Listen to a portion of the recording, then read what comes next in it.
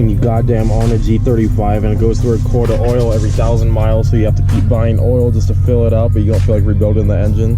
What is up, YouTube? DJ Ups here, back again with another video. Today we're going to be talking about mistakes you can make on your car that you need to avoid in order to keep your car rolling on the ground, not crashing, not dying, and not broken down on the side of the road, and you got to call AAA. There's the small things that some new car people might not understand or fully grasp, and that I've experienced personally and I've seen people experience personally. I want to give you guys some advice and tips on how to avoid that and make sure that none of that happens to you, and your car can keep running and lasting, and you can have as minimal issues as humanly possible. We all know cars are expensive and we don't want to spend more money than we need to, so I'm just trying to save you guys some money and save you guys some headaches. Real quick, if you're new to my channel, go ahead, leave a like, comment down below what you think of the video, and subscribe. Don't forget, we're almost at 1,000 subscribers, and I am probably doing a giveaway at 1,000 subscribers.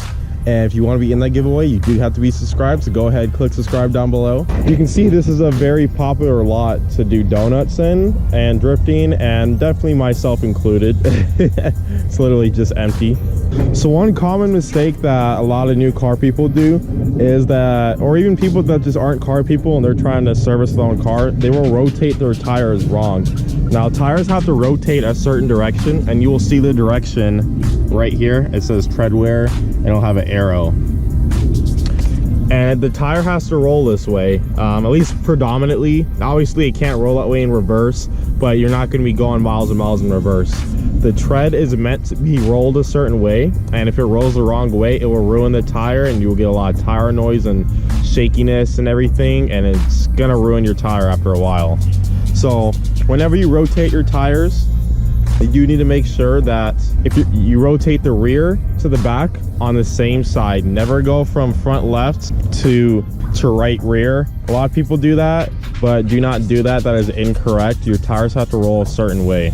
Tires are expensive and you don't want to ruin them prematurely, so please take care of them. Keep them at the right tire pressure. Make sure you check your tire pressure when it gets cold and hot. Your tire pressure changes with the weather. So advice number 2 is going to be being on the car too early. So what I mean by this is, my car is warm right now because I drove here, but say you start your car and it's a cold morning and your engine is completely cold. It's been sitting all night. All the oil has pretty much drained to the oil pan and it is at its thickest point. You do not want to start the car and then redline it. Please do not do this. This will ruin your engine. Maybe not right away, but it will pretty much make your engine wear very quickly, very fast, and it will probably blow up down the road shortly. Your oil has to reach a certain viscosity at a certain temperature in order to operate the most efficiently and safely. Your oil is too thick. Usually synthetic oil doesn't have the too thick issue because it's synthetic, but normal oil will be a lot thicker when it's cold, and it won't properly lubricate everything right away. Now, you do not need to wait for your car to fully warm up to operating temperature to drive it. Honestly, after like 2 or 3 seconds, all the oil has pretty much circulated everywhere in the engine and you're good to go. But keep it under 3,500, 4,000 RPMs at the absolute most. I would keep it under that, honestly. You need to typically wait about 8 to 10 minutes driving around before your oil is at the correct temperature to be redlining. This is just to make sure you don't damage the engine at all. Remember, the engine is the heart of the vehicle. Take care of this at all costs. Now, this typically shows your coolant temperature, but whenever your coolant gets to operating temperature and it stops rising, that's typically when your oil temperature is at roughly the same. The next mistake I want to talk about is not religiously checking your fluids. Obviously, I have oil right here because I go through a quart of oil every 1,000 to like 1,500 miles, especially if I beat on it. And you do not want to run your car low on oil at all. Oil is like the blood of your engine. If you don't have blood in your body's not going to really work, right? So figure out how much oil capacity your car has, and you want to typically keep it no less than half a quart low. Half a quart low is okay, it's not going to do too much, but any less than that, you're going to start compromising oil pressure and how much lubrication you're getting out of the engine. And if you go to like 2 quarts low, 3 quarts low, you're going to actually start slowly damaging the engine over time, and this is not something you want to do at all. This is literally why all VQs blow up. I promise you, if a VQ blew up, it's because it ran low on oil. Don't at me. unless you threw a turbo on it and you're going crazy boost. But these things go through oil. A lot of older cars will go through oil. Check your oil religiously. I can't say this enough. I say this in like almost all my videos. Check your oil, please. It's easy to do. Also, every once in a while, I'm not gonna do it right now because my coolant's hot. Check your coolant. Make sure your coolant doesn't have any signs of rust in it. You typically want to change your coolant every 3 or 4 years to 5 years, give or take. If you ever drain your coolant out because you're doing a job, you might as well put fresh coolant in there. This will prevent any corrosion or anything going on in your cooling system and keep it at its most optimal performance. Check on everything. Make sure your transmission fluid doesn't look dirty or anything. Really hard to tell there, but it still has like that red tinge and it's pretty clear, so I have no transmission issues. But yeah, check your fluids always, please. Don't neglect this. This is so silly to not check. It's very easy to do, especially brake fluid. If your brake fluid's low, that's an issue, because if your brakes get too low, you might crash into a wall, die, or at the very least ruin your really awesome car. And no one wants to do that. No one wants to crash. Unfortunately, it does happen, but don't crash because you didn't check something very simple. Another mistake I want to talk about is not getting alignment after doing suspension work. Now, if you can see there, I have custom suspension. I have Z1 camber arms under here. Oh, look at that. Looks like my diff is leaking oil, which is not good. Oof. But whenever you replace suspension parts, I just replace my front tie rods as well. Go ahead, take it to an alignment shop.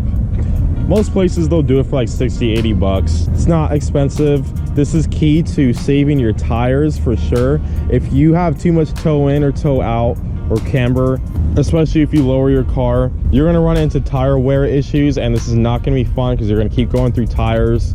And tires, again, are expensive, so you don't want to have to keep replacing those. Tires are the only thing that connect your car to the road, so make sure your tires are in the most optimal shape and performance always. Sorry, the car is like disgusting right now. Every time I wash it, it like rains or some shit, and it's just annoying.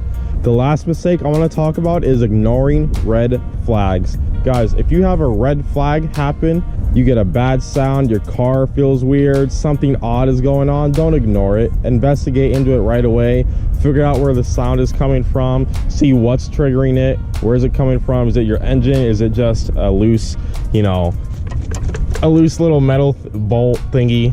A bolt thingy. A bracket.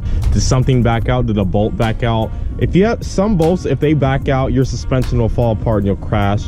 So, or your ride will like wobble. You don't want anything like that. That is really bad. It's very dangerous. Try to avoid driving as much as possible until you can fix the problem.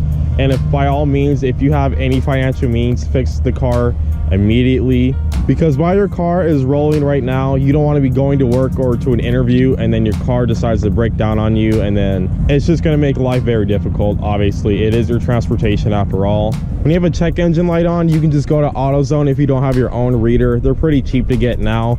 Go to AutoZone, they'll read you the code for you and even give you the part that you need to fix.